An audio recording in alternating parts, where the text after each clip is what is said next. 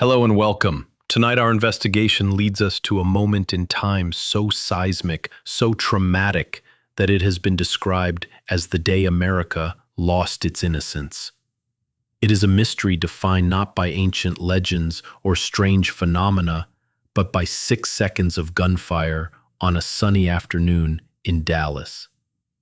An event that ended a presidency, shattered a nation's optimism, and gave birth to the mother of all conspiracy theories. This is the definitive deep dive into the assassination of President John F. Kennedy. To understand the magnitude of the wound, one must first appreciate the brilliance of the era that was cut short. The early 1960s in America were a time of profound change and paradoxical tension. It was the height of the Cold War, a period of nuclear brinkmanship and ideological struggle with the Soviet Union. Yet, it was also a time of soaring optimism, cultural vibrancy, and youthful energy, all personified by the man in the White House. John F. Kennedy, elected in 1960, was the youngest president in the nation's history. He and his beautiful wife Jacqueline brought a sense of glamour, intellect, and vigor to the presidency that was intoxicating. The White House became known as Camelot, a modern-day court of culture and progress. Kennedy challenged Americans to reach for the moon, to serve their country, and to confront the challenges of a new frontier. He was a complex and flawed man, but his public persona was that of a charismatic, forward-looking leader, steering the ship of state through treacherous waters.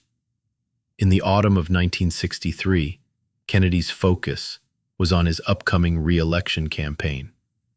A key part of his strategy was a political trip to the state of Texas, a crucial but politically divided state.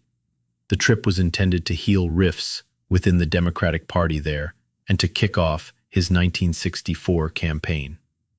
Despite some concerns about the heated political climate in Dallas, a city with a vocal right-wing extremist element, the trip went ahead. On the morning of November 22, 1963, President Kennedy and the First Lady arrived at Love Field Airport in Dallas to a bright, sunny sky and an unexpectedly enthusiastic crowd. The decision was made to remove the protective bubble top from the presidential limousine, a Lincoln Continental convertible, so the people could better see their president. The motorcade began its slow procession through the streets of downtown Dallas. President Kennedy and Jackie sat in the back seat, with Texas Governor John Connally and his wife Nellie in the jump seats in front of them. The mood was triumphant. The crowds were large and cheering. Nellie Connally turned to the president and said the now hauntingly poignant words, "Mr. President," entering a three-sided plaza known as Dealey Plaza. This turn slowed the limousine to a crawl, about 11 miles per hour. On the right was a grassy knoll with a wooden stockade fence. Ahead and to the rear was a 7-story brick building, the Texas School Book Depository. The open plaza, surrounded by elevated vantage points, was a perfect kill zone. What happened next is etched into the collective memory of the world, largely thanks to a silent 8mm home movie shot by a dressmaker named Abraham Zapruder. For 6 horrifying seconds, the course of American history was irrevocably altered. The first shot rang out at 12:30 p.m. To many in the crowd, it sounded like a firecracker. Governor Connally, an experienced hunter, knew immediately it was a rifle shot. President Kennedy suddenly stopped waving, his hands moving up to his throat in a reflexive motion. He had been hit. In the Zapruder film, he is clearly in distress, yet the car continues to move slowly forward. Approximately 1.9 seconds later, a second shot is believed to have been fired. This is the shot that forms the basis of the entire official narrative and its greatest controversy. This bullet allegedly struck Kennedy in the upper back, exited his throat, and then entered Governor Connolly's back, shattering his rib, exiting his chest, striking his wrist, and finally embedding in his thigh. Then, about 3 seconds after that, came the final ghastly shot. The Zapruder film captures it in graphic, horrifying detail. The president's head snaps violently backward and to the left as a spray of blood, bone, and brain matter erupts from the right side of his head. The fatal shot. Chaos engulfed the limousine. Jacqueline Kennedy, in a state of shock, climbed onto the trunk of the car, reaching for a piece of her husband's skull. Secret Service agent Clint Hill heroically leaped onto the back of the accelerating vehicle, pushing her back into the seat. The presidential limousine sped away towards Parkland Memorial Hospital, leaving behind a scene of utter panic and confusion in Dealey Plaza.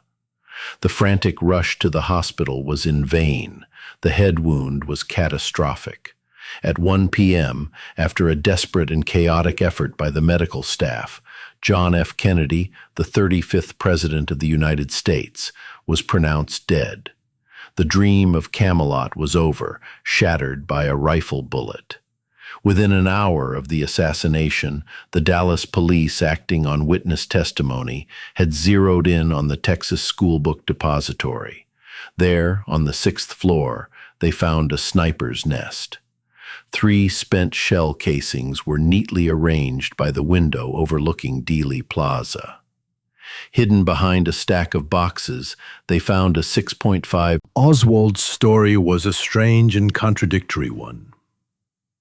He was a social misfit and a committed Marxist who had defected to the Soviet Union in 1959, only to become disillusioned and return to the United States.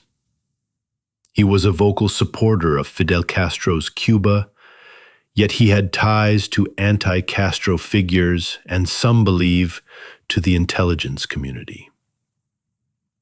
After his arrest in a movie theater following the murder of a Dallas police officer, J.D. Tippit, Oswald was paraded before the press. He denied everything.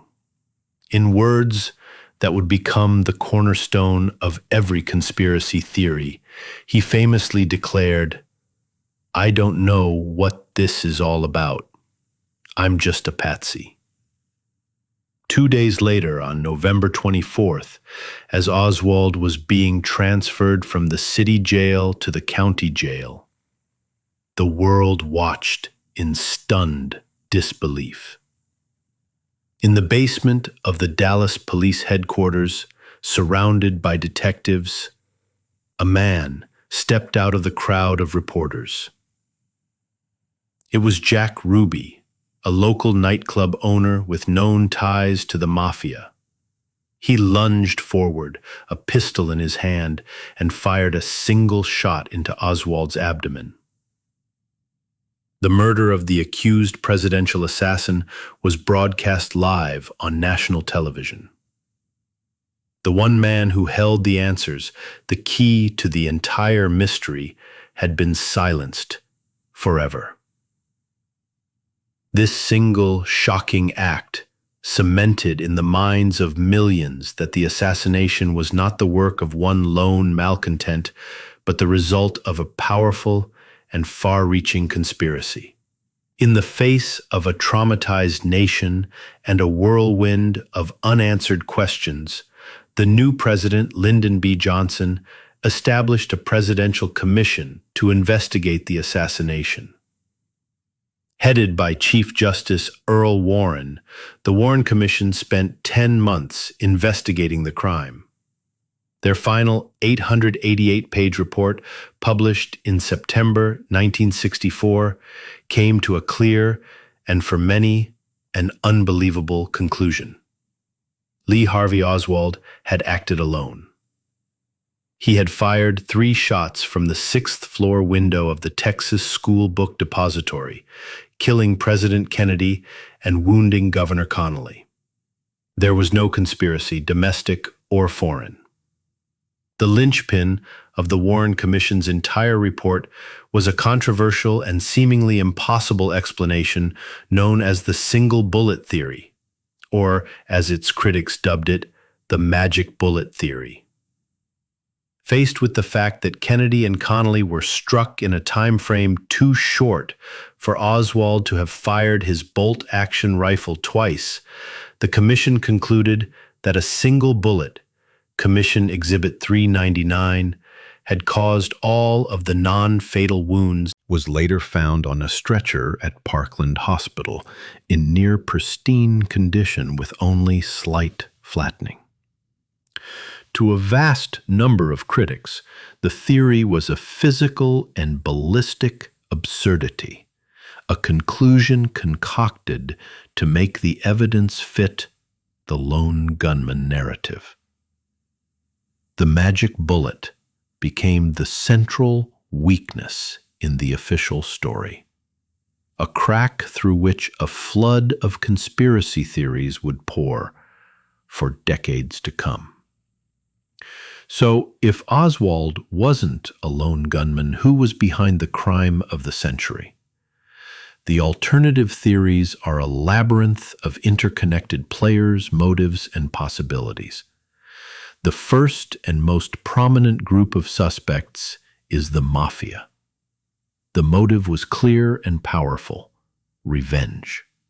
Attorney General Robert F. Kennedy, the president's brother, had been waging a relentless war on organized crime, prosecuting mob bosses with unprecedented vigor. The mob, which had allegedly helped Kennedy win the crucial 1960 election through Union influence, felt betrayed and was facing an existential threat. Figures like Santo Trafficante Jr. and Carlos Marcello, powerful mob bosses, are said to have openly discussed assassinating the president. The mob certainly had the means, the expertise in professional hits, and the motive. The silencing of Oswald by Jack Ruby, a man with deep mob connections, is seen by many as the Mafia tying up a loose end, eliminating the man they had hired to do the job. Another powerful theory points the finger at rogue elements within the American intelligence community, specifically the CIA. The motive, again, was revenge. President Kennedy had been openly hostile towards the CIA after the disastrous Bay of Pigs invasion in 1961, a failed attempt to overthrow Fidel Castro. Kennedy had fired the legendary CIA director Allen Dulles and was said to have threatened to splinter the CIA into 1,000 pieces and scatter it to the winds. Kennedy's pursuit of a less aggressive Cold War policy and a potential withdrawal from Vietnam also clashed with the hawkish elements of the agency and the military-industrial complex. In this theory, Oswald was not the mastermind, but an intelligence asset, a pawn in a much larger game, manipulated and ultimately sacrificed by powerful figures within a deep state who saw Kennedy as a threat to national security. This theory often intertwines with another, the involvement of anti-Castro Cuban exiles. The same Cuban exiles trained by the CIA for the Bay of Pigs felt profoundly betrayed by Kennedy's failure to provide air support. The Mafia and the CIA, who all shared a common enemy in Fidel Castro, is seen as the perfect nexus for a conspiracy. The evidence that contradicts the official story is vast and compelling. The Zapruder film, when analyzed, shows Kennedy's head snapping violently backward and to the left, which many argue is physical proof of a shot from the front, from the direction of the grassy knoll. An overwhelming number of eyewitnesses in Dealey Plaza, at least 58, reported hearing shots coming from the grassy knoll, not the book depository. The official autopsy was a disaster, with conflicting reports and the president's body being illegally removed from Dallas against the wishes of the local coroner, leading to accusations that the evidence was altered. The mysterious 3 tramps arrested near the grassy knoll shortly after the assassination, whose identities remain debated, add another layer to the puzzle. After more than 60 years, the assassination of John F. Kennedy remains a gaping wound in the American psyche. The Warren Commission failed in its primary mission, to provide a conclusion that was believable to the American people. The murder of Lee Harvey Oswald by Jack Ruby ensured that the full truth, whatever it may be, would likely remain forever buried. The event created a profound and lasting distrust between the American people and their government, a sense that powerful hidden forces operate beyond the reach of democracy. The question of who killed JFK is more than just a historical cold case. It is a reflection of a nation's lost innocence and its enduring struggle to understand a moment of unimaginable horror that changed the country forever. The shots that rang out in Dealey Plaza silenced a president, but they gave birth to a mystery that may never die.